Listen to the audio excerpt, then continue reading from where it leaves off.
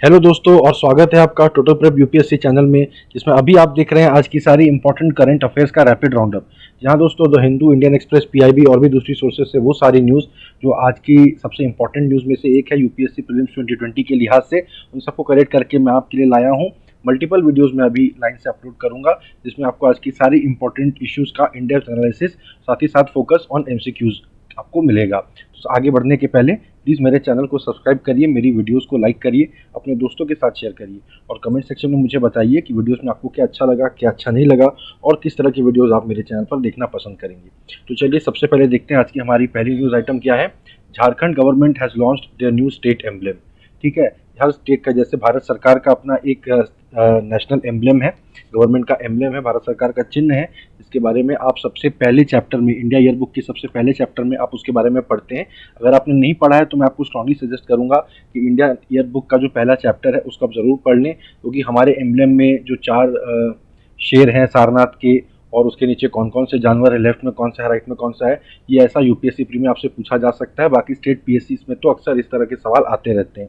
बहुत जल्द मैं यूपीएससी प्री के पहले ही इंडिया ईयर बुक को भी मेरे वीडियोस में कवर कर दूंगा, साथ ही साथ उसके एमसीक्यूज भी आपको दे दूंगा, आपकी उसकी कवरेज भी, स्टैटिक जीके की कवरेज भी आपकी बहुत बढ़िया से हो जाएगी।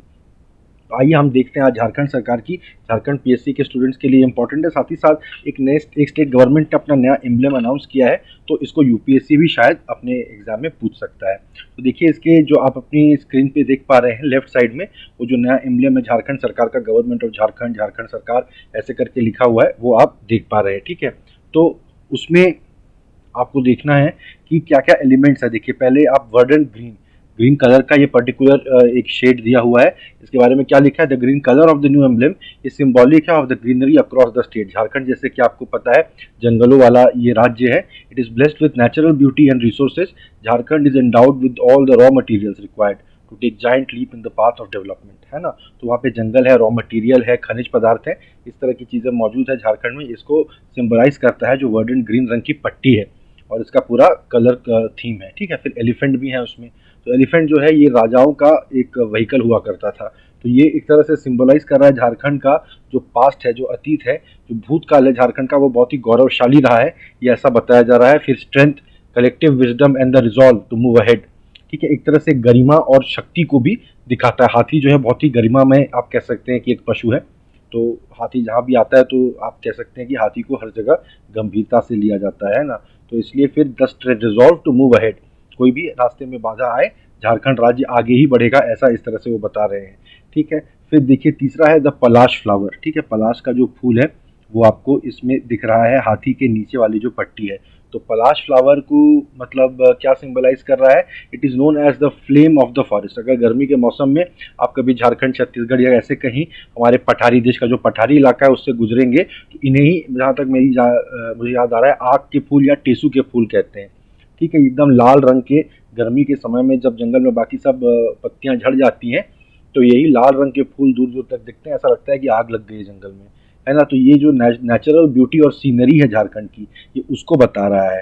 ठीक है, और ये जब फूल खिलता है तो कहते हैं कि वसंत आने वाला है, हार्बिंगर ऑफ प्रॉस्पेरिटी। तो ये पलाश का फूल ये बता रहा है झारखंड के स्टेट एम्ब्लेम में। फिर सेलिब्रेशन, जो उसके बाद नाचते हुए आदिवासी सभ्यता के, संस्कृति के लोग आप देख सकते हैं, जो पलाश के फूल के नीचे वाली गोल पट्टी है एम्ब्लेम में, तो ये बता रहे हैं celebration depicted through local art incorporated in Jharkhand. Local art जो वहाँ का है, ये उसको भी प्रमोट करने की ये बात कर रहे हैं। देखिए, एक तरह से जो एम्ब्लेम है, इससे आप झारखंड का एक विजन स्टेटमेंट आप इसको समझ सकते हैं, उनकी ब्रांड आइडेंटिटी भी समझ सकते हैं। ब्रांड आइडेंटिटी मार्केटिंग मैनेजमेंट में पढ़ाया जाता है कि कोई ब्रांड जो है वो खुद को किस रूप में देखता है, वो उसकी ब्रांड आइडेंटिटी है।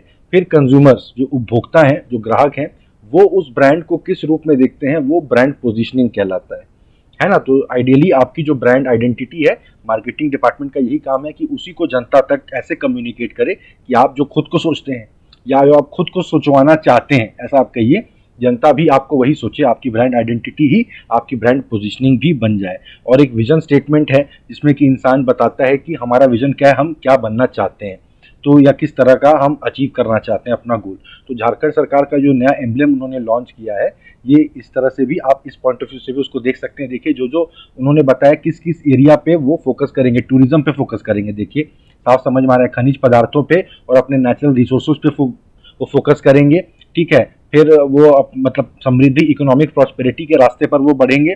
फिर लोकल आर्ट, ट्राइबल कल्चर, इन सबको भी वो लेवरेज करेंगे, एक तरह से इनकरेज करेंगे कि लोग उन्हें ट्राइबल कल्चर के लिए जाने। और आखिरी जो पॉइंट है अशोका एम्बलम, अशोका एम्बलम तो जो है वो इंडिया का कोऑपरेटिव फेडरलिज्म को दर्शाता है, and the proud part Jharkhand plays in nation building, इसको लेके वो ये बात दिखा रहे हैं, ठीक है। इसको फिर ब्रांड री इन्वाइगोरेशन भी कहते हैं, ब्रांड रीलॉन्च।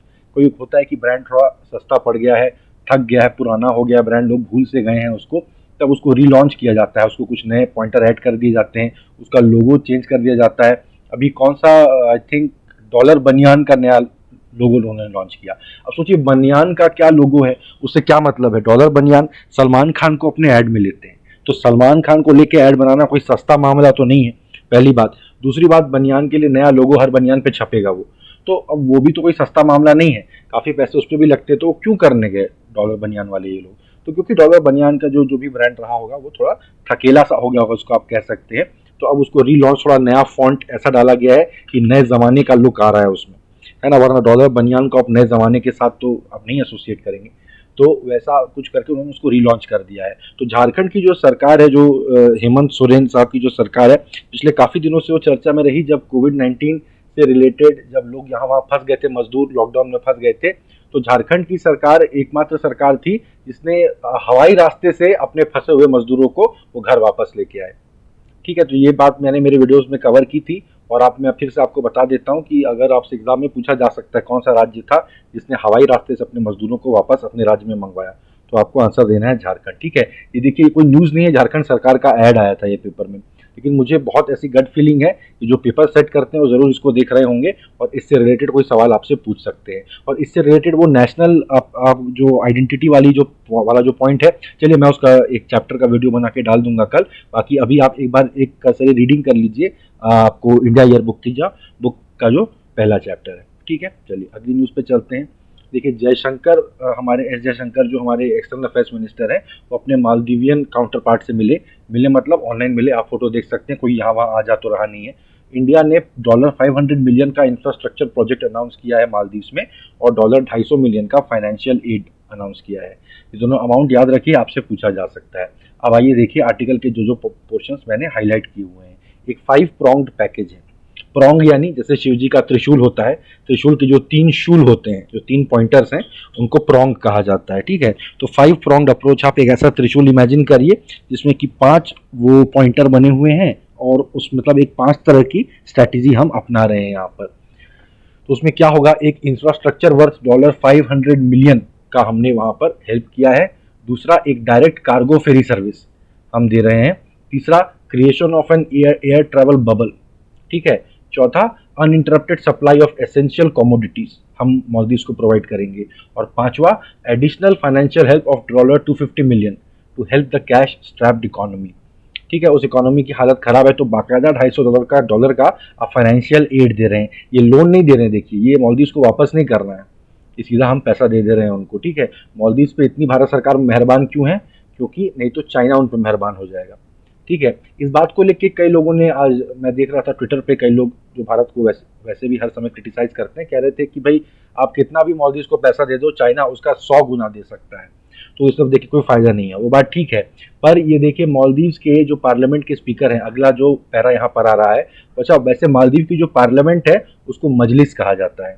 ये आपसे पूछा जा सकता है एमसीक्यू में कि मजलिस कौन से देश की पार्लियामेंट है, या मालदीव्स की पार्लियामेंट को क्या कहा जाता है, ठीक है। जैसे हमारी पार्लियामेंट को संसद कहते हैं, अमेरिका की पार्लियामेंट को कांग्रेस कहते हैं, तो वैसे तो वहाँ की पार्लियामेंट को मजलिस कहते हैं। वहाँ पे जो स्पीकर है, पहले वो मालदीव्स के राष्ट्रपति थे, फिलहाल वो वहाँ के स्पीकर हैं, तो उनका नाम है आपको मोहम्मद नाशीद। तो उन्होंने क्या कहा कि इंडिया जो है super low cost development assistance देता है, हम बहुत ज़्यादा कोई इंटरेस्ट चार्ज करने की जरूरत में नहीं है यहाँ पे, जबकि चाइना जो है आई वाटरिंगली एक्सपेंसिव कमर्शियल लोन्स, इतना एक्सपेंसिव कमर्शियल लोन है कि आंख में पानी आ जाए, वो ऐसा कह रहे हैं। जिससे होता क्या है, चाइना का गेम क्या रहता है, जो पुराने ज़माने में फिल्मों में आप देखेंगे साहूकार का गेम रहता था कि इतने खतरनाक इंटरेस्ट रेट पे आप लोन दे दो कि आदमी हमेशा के लिए आपका गुलाम ही बन जाए, वो कभी चुका ना पाए। भारत में ऐसा होता था कई सौ सालों से, पीछे के कई सौ सालों से साहूकारों ने देश के जगह जगह जा जाकर लोगों को इस तरह से लोन देकर उनको डेट ट्रैप में फंसाया। और अगर आप हिस्ट्री में पढ़ेंगे तो बिरसा मुंडा का जो उलगुलन था, जो उनका पूरा मूवमेंट था कि बाहरियों को यहाँ से बाहर निकालो, तो उसमें अंग्रेज लोगों को तो बाहर निकालना ही चाहते थे, साथ ही साथ उन साहूकार वगैरह को भी बाहर निकालना चाहते थे अपने यहाँ से, जो कि उनको ऐसे लोन देके जाल में फंसा लेते हैं। यही काम चाइना का है।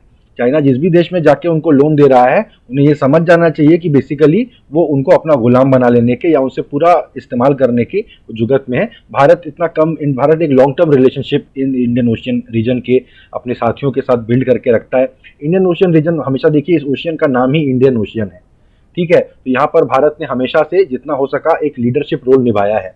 चाइना तो पिछले 4-5 दशक से अपने इंटरनल इकोनॉमिक डेवलपमेंट पे फोकस किया है, अब जाके वो इस इकोनॉमिक डेवलपमेंट का इस्तेमाल करके दुनिया पे एक तरह से राज करना चाहता है, आप समझिए, है ना। ये जो सदी है, ये या तो चाइना की सदी बन जाएगी, जैसे आज हम सब दुनिया में अंग्रेजी पढ़ लेते हैं, बोल लेते हैं, हो सकता है 100 साल बाद दुनिया का हर व्यक्ति चीनी भाषा मैंडरिन बोल रहा हो, या फिर एक बहुत बड़ा एक स्ट्रगल हमारा चाइना के साथ होगा। हमारा मतलब और जितने भी नॉन चाइना देश हैं, सबका चाइना के साथ एक जैसा कोल्ड वॉर हो, एक थर्ड वर्ल्ड वॉर हो, या कुछ करके चाइना टूट जाए, जैसा भी हो, इस तरह की स्थिति होगी। खैर ये सारी बातें मेंस के लिहाज से मैं आपको फॉर्डर देता गया, जो आंसर राइटिंग में आपके काम आ जाएगा। देखिए, कह रहे हैं कि बहुत ही स्पेशल फ्रेंडशिप है हमारी, और ये मोदी जी ने कहा कि हमारी दोस्ती इतनी गहरी है जितना गहरा इंडियन ओशियन है, ठीक है। तो ये SMS शायरी जैसा एक फ्रेज उन्होंने मोदी जी ने चिपका दिया वहाँ पे। फिर न्यू दिल्ली ने ये डिसाइड किया है कि ग्रेटर माले कनेक्टिविटी प्रोजेक्ट को इम्प्लीमेंट करेंगे, ठीक है। यहाँ पे जो इंफ्रास्ट्रक्चर प्रोजेक्ट की हम बात कर रहे थे, इंफ्रास्ट्रक्चर, तो उसमें ये ग्रेटर माले कनेक्टिविटी प्रोजेक्ट है, जिसमें कि एक ग्रांट दिया जाएगा $100 मिलियन का, और एक लाइन ऑफ क्रेडिट $400 मिलियन का। जो $500 मिलियन दिया जा रहा है, उसमें से $100 मिलियन ग्रांट है कि ले लो, सीधा दे दिया, और $400 मिलियन का लाइन ऑफ क्रेडिट आपको उधार दिया जाएगा, और जैसे जैसे प्रोजेक्ट आप इंप्लीमेंट करते जाएंगे वैसे वैसे उधार देते दिया जाएगा। $400 मिलियन का आपका अकाउंट है हमारे पास में, निकालते जाओ जब जब जितना निकालना है। तो ये जो है, ये मालदीव का अब तक का लार्जेस्ट सिविलियन इंफ्रास्ट्रक्चर प्रोजेक्ट होगा, कनेक्टिंग माले द कैपिटल। देखिए, मालदीव का कैपिटल माले है, ये भी आपको याद रख लेना चाहिए, विद 3 नेबरिंग आइलैंड्स। उनके 3 नेबरिंग आइलैंड कौन से हैं? विलिंगिली, गुलीफालू, ऐसा मेरे ख्याल से प्रोनाउंसिएशन है, जहाँ पे गुलीफालू में देखिए एक पोर्ट बनाया जा रहा है भारत की मदद से। तो ये नाम तो आप याद कर ही लीजिए, गुलीफालू, जैसे भी आपको याद हो, पूछा जाएगा आप जरूर वहाँ पे कि कहाँ पे भारत पोर्ट बना रहा है। और थिलाफुशी, वहाँ नया इंडस्ट्रियल जोन बन रहा है, ठीक है। तो कंस्ट्रक्शन किया जाएगा ब्रिज का और कॉजवे लिंक का 6.7 किलोमीटर का। तो इससे क्या होगा, ये पूरे आइलैंड जुड़ जाएंगे। मुंबई शहर भी जो है पहले 7 आइलैंड था, उनको जोड़ जोड़ के पूरा मुंबई शहर बना दिया गया है। ऐसा ही कुछ माले को डेवलप किया जा रहा है। एक बार ये कंप्लीट हो जाएगा तो लैंडमार्क प्रोजेक्ट जो है वो कनेक्टिविटी को स्ट्रीमलाइन कर देगा इन सबके बीच में, ठीक है। ये सर्विस जो है, it is expected to enhance sea connectivity and provide predictability in supplies for importers in Maldives and exporters in India. Bharat Maldives को बहुत सामान एक्सपोर्ट करता है, ठीक है। लेकिन क्या होगा कि अगर वहाँ पर सी ट्रेड जो है, उसमें अगर सी कनेक्टिविटी हम बढ़ा देंगे, तो उससे क्या होगा कि इंपोर्टर्स को भी पता रहेगा कि कब कब हमारा सामान आने वाला है। ऐसा नहीं कि जहाज रुके हुए हैं मौसम बदलने के इंतजार में, इस तरह से। और एक्सपोर्टर्स भी अपना एक्सपोर्ट ठीक से प्लान कर पाएंगे। कार्गो फेरी सर्विस जो है वो कहाँ कहाँ के बीच में, बहुत इंपॉर्टेंट पॉइंट है आपको एमसीक्यू के लिहाज से, कोचीन, कुल्लू-धुफुशी और माले, ये 3 जगहों को जोड़ रहा है। ये भी बहुत ज़्यादा डेवलपमेंट मालदीव के लिए लेके आएगा। एयर ट्रैवल बबल इंडिया ने अमेरिका, इंग्लैंड, जर्मनी, फ्रांस, इन जैसे देशों के साथ बनाया हुआ है कि इन देशों के बीच में ही प्लेनें चलेंगी। अभी जो अंतर्राष्ट्रीय हवाई यात्रा अभी नहीं हो रही है, तो इन देशों के बीच में होगी। तो एक बबल जैसा हमने बना लिया, बाहर के लोग इसमें नहीं आ पाएंगे। तो हमारा मानना है कि इन देशों में कोविड-19 को ठीक से कंट्रोल किया जा रहा है, तो यहाँ लोगों के बीच में आने जाने से कोविड-19 का बहुत ज़्यादा खतरा नहीं होगा। तो वैसा ही हम मालदीव के साथ भी बनाएंगे एयर ट्रैवल बबल, तो उससे लोग भी एम्प्लॉयमेंट के लिए, टूरिज्म के लिए, मेडिकल इमरजेंसीज के लिए आ जा सकेंगे, ठीक है। मालदीव जो है वो हमारा पहला नेबरिंग कंट्री है जिसके साथ एक एयर बबल ऑपरेशनलाइज किया जा रहा है। बाकी तो मैंने आपको बताया अमेरिका, इंग्लैंड और फ्रांस के साथ किया जा रहा है। जर्मनी में पूरा श्योर नहीं हूँ, आप एक बार चेक कर लेना। अच्छा, जब तक आपका एग्जाम आएगा तब तक तो बहुत सारे देशों के साथ हमारा एयर ट्रैवल चालू हो चुका होगा। तो मैं नहीं समझता कि ये कोई आपसे पूछेगा कि किस किस देश के साथ हमारा एयर बबल है, ठीक है। लेकिन पहला नेबरिंग कंट्री मालदीव था। ये आपसे which of the following are true ऐसा करके पूछ सकता है।